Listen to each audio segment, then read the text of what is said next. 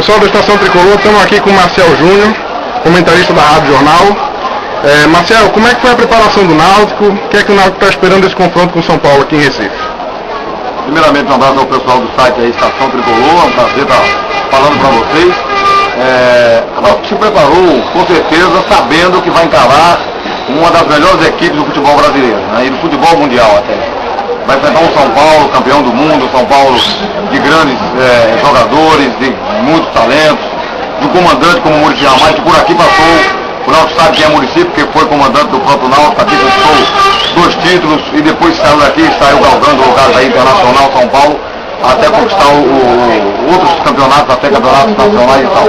Então o Náutico sabe das dificuldades que vai enfrentar hoje aqui.